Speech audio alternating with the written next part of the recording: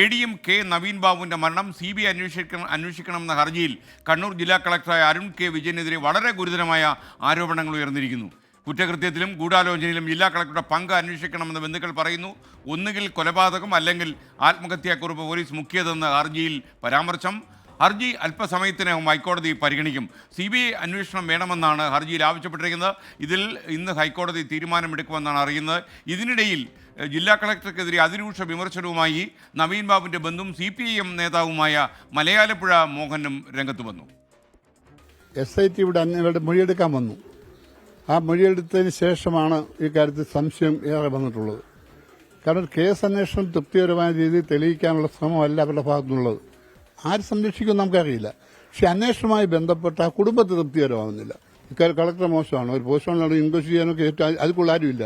ഞാനുണ്ടല്ലോ എല്ലാം ഭംഗിയായി ചെയ്യും. അതുകൊണ്ട് പോസ്റ്റ്മോർട്ടം നടക്കുന്നത് നിർബന്ധമായി പോസ്റ്റ്മോർട്ടം ചെയ്തു. അന്നേ സംശയം ഞങ്ങൾക്കുണ്ട്. ഒരു കേസുമായി ബന്ധപ്പെട്ട് ഇൻക്വസ്റ്റ് ആക്കുമ്പം ബന്ധപ്പെട്ട കുടുംബത്തിന്റെ നിയറസ്റ്റ് റിലേറ്റീവ് ആരെങ്കിലും തന്നെ ഉണ്ടാവണം. അത് സ്വാഭാവികമാണ്. ഇതൊന്നുമില്ലാതെ പോസ്റ്റ്മോർട്ടം നടന്നു. അത് കളക്ടർ നേതൃത്വം കൊടുത്ത് നടത്തി.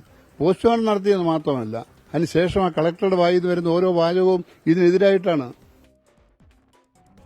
ഈ അവസരത്തിൽ S. വിജയകുമാർ കൂടി നമുക്കൊപ്പം ചേരുന്നു. വിജയകുമാർ, ഒരുപക്ഷെ ഇതുവരെ ഉയർന്നു കേട്ടിട്ടില്ലാത്ത ചില ആരോപണങ്ങളാണ് ഉയർന്നു വന്നിരിക്കുന്നത്. മാത്രമല്ല, അദ്ദേഹത്തിനെ കൊലപ്പെടുത്തിയതിനു ശേഷം കെട്ടിത്തൂക്കിയതാണ്, അതല്ലെങ്കിൽ ആത്മഹത്യാക്കുറിപ്പ് പോലീസ് മുക്കിയതാണ്. ഈ ആത്മഹത്യാക്കുറിപ്പ് കാണാതായതിനെക്കുറിച്ചൊക്കെ അന്നും ചില വിവാദങ്ങൾ വന്നിരുന്നു. ഒരുപക്ഷെ ഇന്ന് ഹൈക്കോടതിയിൽ ഉയർത്തുന്ന ഏറ്റവും വലിയ കാര്യം CBI അന്വേഷണം വേണം, ഈ ഇൻവെസ്റ്റിഗേഷൻ ടീമിലൊന്നും കുടുംബത്തിന് വിശ്വാസമില്ല എന്നാണ്. എന്നാൽ ഈ അവസരത്തിൽ നമ്മൾ ഓർക്കേണ്ട ഒരു കാര്യം, അവരുടെ കണ്ണീരൊപ്പാൻ സർക്കാർ കൂടെ ഉണ്ടാകും എന്നാണ് പറഞ്ഞിരുന്നത്. എന്നാൽ ഈ ഇൻവെസ്റ്റിഗേഷൻ്റെ ടീമിൻ്റെ അന്വേഷണ രീതി ഒന്നും ഈ കുടുംബത്തിന് സ്വീകാര്യമല്ല. SKN, യഥാർത്ഥത്തിൽ ഇവിടെ സംസ്ഥാന സർക്കാരും CPIM-ഉം വലിയ പ്രതിസന്ധിയിലാവുകയാണ് ഈ കേസിൽ. നമുക്കറിയാം, ഇതൊരു പാർട്ടി കുടുംബമാണ്, CPM കുടുംബമാണ്. CPM-മായി അങ്ങേയറ്റം അടുപ്പം പുലർത്തുന്ന, പാർട്ടിയുമായി ഏറെ ബന്ധമുള്ള ഒരു കുടുംബമാണിത്. അപ്പോൾ നവീൻ ബാബുവിൻ്റെ കുടുംബം ഉന്നയിക്കുന്ന ഈ ആരോപണം യഥാർത്ഥത്തിൽ പ്രതിക്കൂട്ടിലാക്കുന്നത് CPM-നെയും സംസ്ഥാന ആഭ്യന്തര വകുപ്പിനെയുമാണ്. അവരുടെ ആരോപണങ്ങൾക്ക് ആ നിലയിൽ മറുപടി പറയാൻ പോലീസിന് കഴിയുന്നില്ല, സർക്കാരിന് കഴിയുന്നില്ല, CPM-ന് കഴിയുന്നില്ല എന്നത് വളരെ പ്രധാനപ്പെട്ട പ്രശ്നമാണ്. ഇപ്പോൾ ആഭ്യന്തര വകുപ്പിന് കീഴിലുള്ള കേരള പോലീസിൽ അവിശ്വാസം, സമ്പൂർണ്ണ അവിശ്വാസമാണ് ആ കുടുംബം പ്രഖ്യാപിക്കുന്നത്. അതുകൊണ്ട് അവർ CBI അന്വേഷണം, കേന്ദ്ര ഏജൻസിയുടെ അന്വേഷണം ആവശ്യപ്പെടുകയാണ്. ഇപ്പോൾ മലയാലപ്പുഴ മോഹനെ പോലെയുള്ള പത്തനംതിട്ടയിലെ അറിയപ്പെടുന്ന CPM നേതാവ്, അദ്ദേഹം CI2-ൻ്റെ പ്രധാനപ്പെട്ട നേതാവാണ്, ഒരു സജീവ പാർട്ടി കേഡറാണ്. അങ്ങനെ ഒരാൾ അത് ആരോപണത്തിന് ബലം നൽകിയ കുടുംബത്തോടൊപ്പം നിൽക്കുകയാണ്. അപ്പോൾ ഇത് പത്തനംതിട്ടയിലെ പാർട്ടി CPM ഇക്കാര്യത്തിൽ നേരത്തെ എടുത്ത നിലപാട് നമുക്കറിയാം. അത് സംസ്ഥാന സെക്രട്ടറി, അത് പറയേണ്ടത് സെക്രട്ടറിയാണ്, സംസ്ഥാന സെക്രട്ടറിയാണെന്ന് പറഞ്ഞ് അതിനൊരു തടയിട്ടെങ്കിലും യഥാർത്ഥത്തിൽ പത്തനംതിട്ടയിലെ പാർട്ടി നവീൻ ബാബുവിൻ്റെ കുടുംബത്തോടൊപ്പമാണ്, അവരുടെ ആരോപണങ്ങൾക്കൊപ്പമാണ് എന്നത് മലയാലപ്പുഴ മോഹൻ്റെ ഈ പ്രതികരണത്തിൽ നിന്ന് വ്യക്തമാണ്. അപ്പോൾ ഇതിൽ SIT-യുടെ അന്വേഷണത്തിൽ ഗുരുതരമായ ആരോപണങ്ങൾ, ആക്ഷേപങ്ങൾ ആ കുടുംബത്തിനുണ്ട്. തന്നെയുമല്ല, ഹർജിയിൽ ഒരു കാര്യം പറഞ്ഞിരുന്നത്, ഇതിലെ പ്രതിയായ PP ദിവ്യയ്ക്ക് രാഷ്ട്രീയ തലത്തിലുള്ള സ്വാധീനം എത്രത്തോളം ഉണ്ട് എന്നുള്ളത് കൃത്യമായി തന്നെ പറയുന്നുണ്ട്.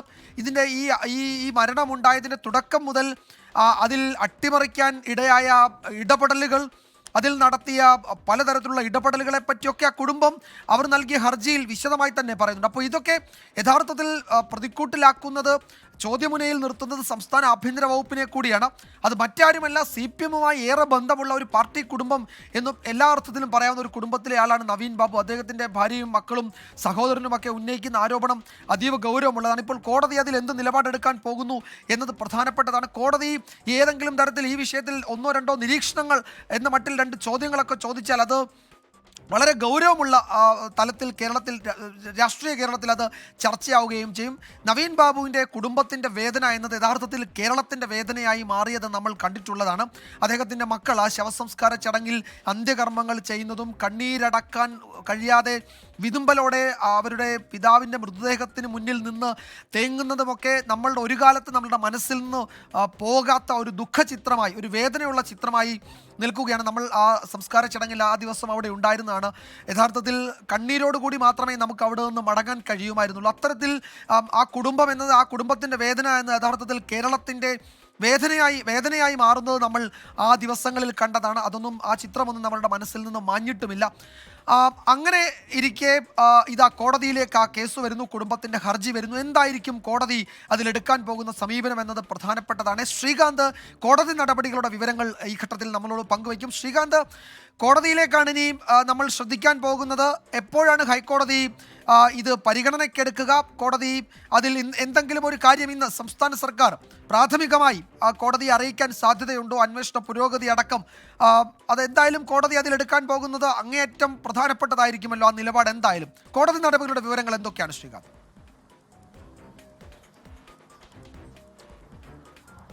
വിജയകുമാർ, ഈ കേസുമായി ബന്ധപ്പെട്ട് ഇന്നത് പരിഗണിക്കാൻ പോകുന്നത് ജസ്റ്റിസ് ബെച്ചു കുര്യൻ തോമസിന്റെ ബെഞ്ചാണ്. 41ാമത്തെ ഐറ്റമായാണ് കേസ് പരിഗണിക്കാൻ പോകുന്നത്. ജസ്റ്റിസ് ബെച്ചു കുര്യൻ തോമസ് എന്ന് പറയുന്നത് അദ്ദേഹം വളരെ ഇത്തരം കേസുകൾ കൈകാര്യം ചെയ്യുന്നതിലും രാഷ്ട്രീയപരമായ കേസുകൾ അടക്കം ഒരു കാര്യത്തിലും വിട്ടുവീഴ്ചയില്ലാത്ത നിലപാട് സ്വീകരിക്കുന്ന ജഡ്ജാണ്. അദ്ദേഹം വളരെ കൺവിൻസിംഗ് ആയി എല്ലാ അത്തരം ആളുകൾക്കും കൺവിൻസിംഗ് ആയി തന്നെ കേസ് വളരെ ആഴത്തിൽ കേൾക്കുന്ന വ്യക്തി കൂടിയാണ്. അതിനാൽ തന്നെ ഈ കേസ് അദ്ദേഹത്തിന്റെ ബെഞ്ചിന് മുന്നിൽ എത്തുമ്പോൾ വലിയ പ്രതീക്ഷയോടെയാണ് ആ കുടുംബം നിൽക്കുന്നത് എന്നുള്ള കാര്യത്തിൽ സംശയം വേണ്ട. കാരണം ഇപ്പോൾ വിജയകുമാർ പറഞ്ഞതുപോലെ ഈ കേസ് സ്വാഭാവികമായും കോടതിക്ക് മുന്നിൽ വരുമ്പോൾ ഇന്ന് പ്രാഥമികമായ ചില വാദങ്ങൾ അവിടെ നടക്കും. അത് സ്വാഭാവികമായ നടപടിക്രമമാണ്. ആ കുടുംബം ആദ്യത്തെ അവസരം അവർക്കായിരിക്കും കിട്ടാൻ പോകുന്നത്. അവർ അവരുടെ ബുദ്ധിമുട്ടുകൾ, ആകുലതകൾ അത് കോടതി മുമ്പാകെ അറിയിക്കും. സർക്കാർ എന്ത് നിലപാട് ഇന്ന് സ്വീകരിക്കാൻ പോകുന്നു എന്നുള്ളതൊരു ചോദ്യമാണ്. സർക്കാർ ഏതെങ്കിലും തരത്തിൽ ചാടിക്കയറി അതിൽ അഭിപ്രായം പറയാൻ സാധ്യതയില്ല. അത് തന്ത്രപരമായി ഒരു തീരുമാനം പിന്നീട് എടുക്കാനേ സർക്കാരിന് സാധിക്കൂ എന്നാണ് വിലയിരുത്തുന്നത്. ഇൻസ്ട്രക്ഷന് പോകണം, സർക്കാരിന്റെ തീരുമാനം എന്താണ് എന്ന് ചോദിച്ചറിയിക്കാം എന്ന് GP പറഞ്ഞ് ഒഴിയാൻ തന്നെയായിരിക്കും സാധ്യത. ഇന്ന് പെട്ടെന്ന് ഹർജി വന്നയുടൻ തന്നെ ചാടിക്കയറി അതിൽ എന്തെങ്കിലും തരത്തിൽ അന്വേഷണം നടക്കുന്നുണ്ടെന്നോ മറ്റോ പറഞ്ഞ് തൽക്കാലം വയ്യാവേലി പിടിച്ചു വയ്ക്കാനുള്ള ഒരു ശ്രമം അവർ നടത്താൻ സാധ്യതയില്ല.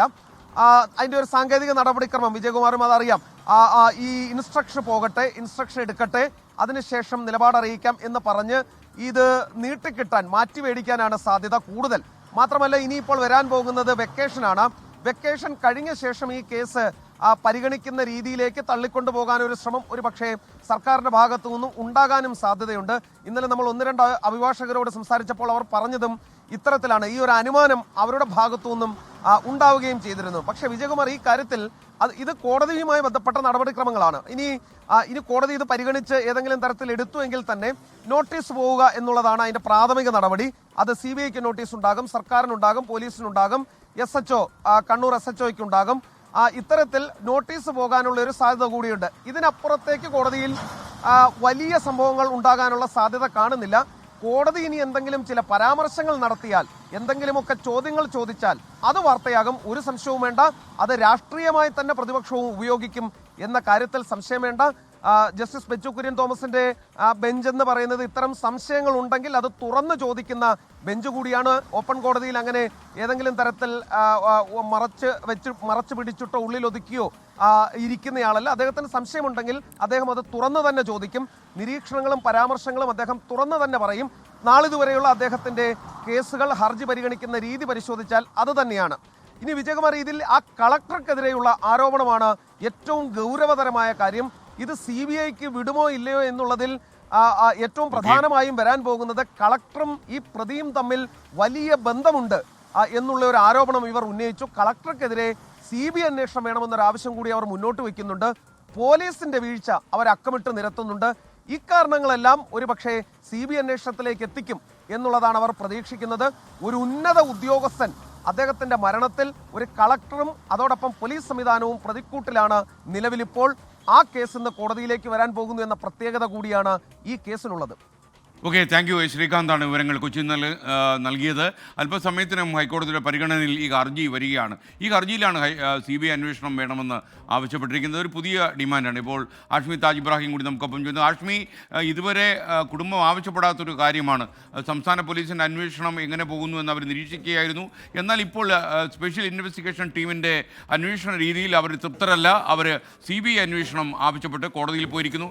എന്ന് മാത്രമല്ല, ഇദ്ദേഹത്തെ വളരെ ഗുരുതരമായ ഒരു ആരോപണം, ഇദ്ദേഹത്തിൻ്റെ ആത്മഹത്യ എന്നുള്ള തീരിൽ അവർ വിശ്വസിക്കുന്നില്ല. ഇദ്ദേഹത്തിനെ കൊലപ്പെടുത്തി കെട്ടി തൂക്കിയതാണ് എന്ന ഒരു സംശയം കൂടി ഹർജിയിൽ ഈ കുടുംബം ഉന്നയിക്കുന്നു. എസ് കെ ഉറപ്പായും നമ്മൾ അടുപ്പിച്ച് 17 ദിവസങ്ങൾ എൻകൗണ്ടർ പ്രൈമിൽ ഈ വിഷയം നമ്മൾ ചർച്ച ചെയ്തതാണ്. അന്നൊക്കെ നമ്മൾ ഈ കുടുംബത്തിലെ ഒരാളെ ആ ചർച്ചയ്ക്ക് ഇരുത്താൻ ശ്രമിക്കുമ്പോൾ ആ കുടുംബം പറഞ്ഞിരുന്നത് അതിനുള്ള സമയമായിട്ടില്ല, ഞങ്ങൾക്ക് ഈ പോലീസിൽ ഈ SIT പൂർണ്ണ വിശ്വാസമാണ്, അന്വേഷണം ഏത് രീതിയിൽ മുന്നോട്ട് പോകുന്നു നോക്കാം, അത് കഴിഞ്ഞ് നമുക്ക് അങ്ങനെ പരസ്യമായി ഒന്ന് ചർച്ചയ്ക്ക് ഇരിക്കുന്നതിനെ പറ്റി ആലോചിക്കാം എന്നാണ് പറഞ്ഞത്. എന്ന് പറഞ്ഞാൽ ഏതെങ്കിലും തരത്തിൽ വാക്കുകൊണ്ടോ അല്ലാതെയോ ഈ സർക്കാരിനെയോ അതിൻ്റെ പോലീസിനെയോ പ്രതിരോധത്തിലാക്കരുത് എന്ന ഒരു ഉറപ്പ് ആ കുടുംബത്തിനുണ്ടായിരുന്നു. എസ് കെ ആ ദിവസങ്ങളിൽ അവർക്കൊരു വിശ്വാസമുണ്ടായിരുന്നു. സർക്കാർ കൂടെയുണ്ട് എന്ന് പറയുന്നത് വെറുതെയല്ല, അത് യഥാർത്ഥത്തിൽ കൂടെയുണ്ട് എന്നതിന് ഒരു വിശ്വാസം അവർക്കുണ്ടായിരുന്നു. യഥാർത്ഥത്തിൽ എസ് കെ നമ്മൾ ആ കോടതിയിൽ വായിച്ചിരിക്കുന്ന ഹർജി വായിച്ചാൽ അവരുടെ ആ വിശ്വാസം പിൻവലിക്കുന്ന ഒരു പ്രഖ്യാപനമായി കൂടി കാണാം. എസ് കെ അതിന് ഉദാഹരണമായി പറയുന്നത് 7ാമത്തെ പാരഗ്രാഫിൽ പറയുന്നത് ഇങ്ങനെയാണ് ഹർജിയിൽ: given the sensitive nature of the case and the powerful individuals implicated in the commission of the crime, the government of Kerala constituted a special investigation team to look into the matter. However, as no meaningful progress has been made by the current investigation agency. എന്ന് പറഞ്ഞാൽ അർത്ഥപൂർണ്ണമായ ഏതെങ്കിലും തരത്തിൽ പുരോഗതി ഈ SITയുടെ അന്വേഷണത്തിൽ ഇല്ല എന്ന കുടുംബം പറയുന്നു. അത് മാത്രമല്ല 11ാം പാരഗ്രാഫിൽ പറയുന്നത് ഇങ്ങനെയാണ്: സ്കേൻ the SIT has shown no positive efforts in gathering evidence on these crucial aspects. Instead, they appear to be attempting to conceal evidence and are suspected of encouraging the accused to fabricate the false evidence. എന്ന് പറഞ്ഞാൽ ഈ പ്രത്യേക അന്വേഷണ agency Naveen ബാബുവിന് നീതി കിട്ടുന്ന ദിശയിൽ ഈ പറഞ്ഞ CCTV അടക്കം തെളിവുകൾ ശേഖരിക്കുന്നില്ല എന്ന് മാത്രമല്ല, പ്രതിഭാഗത്തിന് ഈ പറയുന്ന ഈ തെളിവുകൾ നശിപ്പിക്കാനും അവർക്ക് ഫാൾസായ തെളിവുകൾ ഉണ്ടാക്കാനും കൂട്ടുനിൽക്കുന്നോ എന്ന് സംശയമുണ്ടെന്ന് ഈ കുടുംബം പറയുകയാണ്. അങ്ങേയറ്റം ഗുരുതരമാണ് സ്കേൻ എന്ന് പറഞ്ഞാൽ. ADM നവീൻ ബാബുവിന് നീതിക്കായി ഉണ്ടാക്കിയ ഒരു SIT അതിന് നേരെ വിപരീതമായി പ്രതിഭാഗത്ത് നിൽക്കുന്നോ എന്ന സംശയം ഈ കുടുംബം പ്രകടിപ്പിക്കുകയാണ്. അതുകൊണ്ടാണ് CBI അന്വേഷണം എന്ന ആവശ്യത്തിലേക്ക് ഈ കുടുംബം എത്തുന്നത്. നമ്മൾ അന്ന് തന്നെ സംശയിച്ചതാണ് ഇതിൽ പോസ്റ്റ്മോർട്ടം എന്ന് പറയുന്നത്, ഇൻക്വസ്റ്റ് എന്ന് പറയുന്നത് ഈ മരിച്ച ആളുടെ ഉറ്റ ബന്ധുക്കൾ ഉണ്ടാവണമെന്ന് അങ്ങേയറ്റം മാൻഡേറ്ററി ആയ കാര്യമാണ്. അത് ഏതെങ്കിലും തരം കീഴ്വഴക്കമല്ല, അങ്ങേയറ്റം മാൻഡേറ്ററി ആയ കാര്യമാണ്.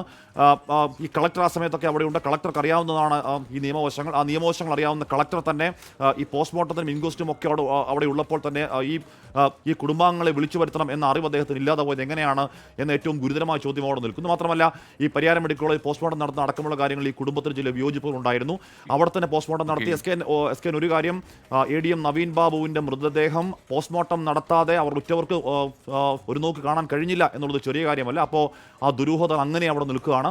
ആ ദുരൂഹതകളിൽ കുടുംബത്തിന് ഒരു തരത്തിലും ക്ലാരിറ്റി ഇല്ല. ആ ക്ലാരിറ്റി ആവശ്യപ്പെട്ടാണ് കോടതിയിലേക്ക് പോകുന്നത്. എസ് കെ അല്ല, ഇത് ആഷ്മി യഥാർത്ഥ ഒരു ദുരൂഹ മരണമായതുകൊണ്ട് തന്നെ പോസ്റ്റ്മോർട്ടം ആവശ്യമായിരുന്നു. പക്ഷേ ബന്ധുക്കളെ കൂടി അറിയിച്ച് വേണമായിരുന്നു പോസ്റ്റ്മോർട്ടം നടത്തുന്നത്. അവർ ചെല്ലുന്നതിന് മുമ്പ് ഇതെല്ലാം ചെയ്തു കൂട്ടി എന്നുള്ളത് തീർച്ചയായിട്ടും ഒരു കുറ്റാരോപണമായി നിലനിൽക്കുക തന്നെ ചെയ്യും.